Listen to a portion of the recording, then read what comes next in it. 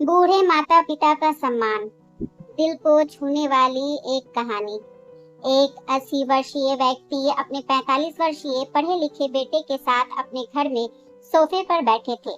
अचानक उनकी खिड़की पर एक कौवा आकर बैठ गया। पिता ने अपने बेटे से पूछा, यह क्या है? बेटे ने जवाब दिया, यह एक कौवा है। कुछ मिनटों के बाद पिता ने अपने बेटे से दूसरी बार पूछा, यह क्या है? बेटे ने कहा, पिताजी, मैंने अभी आपको कहा यह एक कौवा है।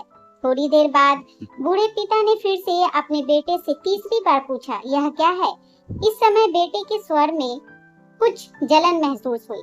तब उसने अपने पिता से झुंझलाते हुए बोला, यह एक कौवा है, कौवा। थोड़ी देर बाद पिता ने फिर से अपने बेटे से चौथी बार पूछा, यह क्या है? इस बार बेटा अपने पिता पर चिल्लाया, आप मुझसे बार बार एक ही सवाल क्यों पूछते रहते हैं? हालांकि मैंने आपको कई बार बता चुका हूँ कि यह एक कौवा है। क्या आप इसे समझ नहीं पा रहे हैं? थोड़ी देर बाद पिता अपने कमरे में गए और एक पुरानी डायरी लेकर वापस आए, जिसे उन्होंने अपने बेटे के जन्म के बाद से बनाए रखा था। एक पेज खोलने पर उन्होंने अपने बेटे को उस पेज को पढ़ने के लिए कहा। जब बेटे ने उसे पढ़ा तो निम्नलिखित शब्द डायरी में लिखे गए थे। आज मेरा 3 साल का बेटा छोटा सोफे पर मेरे साथ बैठा था। जब खिड़की पर एक कौवा बैठा था, मेरे बेटे ने मुझसे 23 बार पूछा था कि यह क्या है, और मैंने उसे 23 बार जवाब दिया कि यह एक कौवा है। मैंने उसे हर बार प्यार से गले लगाया और उसने मुझसे 23 बार फिर से वही सवाल पूछा। मुझे इस बात से बिल्कुल भी चिढ़ नहीं हुई कि मैंने अपने मासूम बच्चे के लिए प्यार महसूस किया है, जबकि छोटे बच्चे ने उससे 23 बार पूछा, यह क्या है? पिता को 23 बार पूरे सवाल का जवाब देने में कोई जलन महसूस नहीं हुई। और आज जब पिता ने अपने बेटे से सिर्फ 4 बार यही सवाल पूछा, तो बेटे को चिढ़ और गुस्सा महसूस हुआ। इसे पढ़कर उस बेटे को अपने किए गए व्यवहार का पता चल गया था, जिसे चलते अब वह मन ही मन बहुत शर्मिंदा हो रहा था। शायद उसे अब किए गए अपने बूढ़े पिता के प्रति व्यवहार पता चल गया था। इसलिए यदि आपके माता पिता जब बुढ़ापे में होते हैं, उन्हें ना तो पीछे छोड़ें और ना ही उन्हें एक बोझ के रूप में देखें, बल्कि उनके साथ एक दयालु शब्द बोले। शांत, आज्ञाकारी, विनम्र और उनके प्रति दयालु बने। अपने माता पिता के प्रति विचारशील रहें। आज इस बात को कहे, मैं अपने माता पिता को हमेशा खुश देखना चाहता हूँ।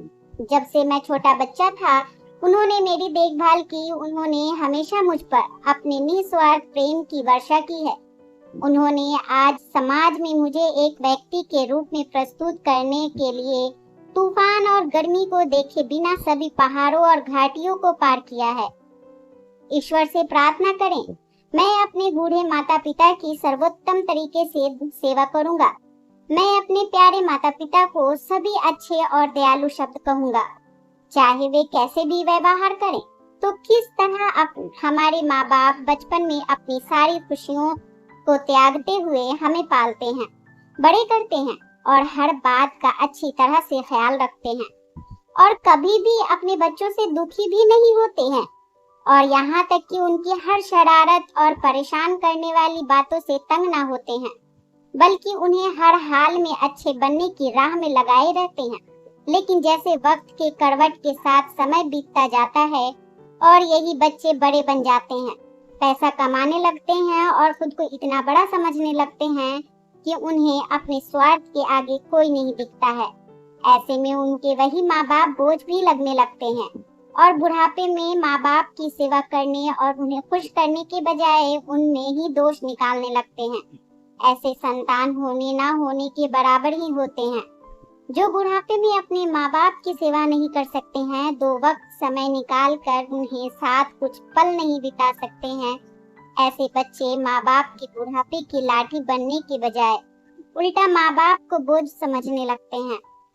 तो चलिए, जिस प्रकार हमारे माँ बाप हमारे वजूद के कारण होते हैं, फिर वही माँ बाप इन बच्चों के लिए बोझ लगते हैं।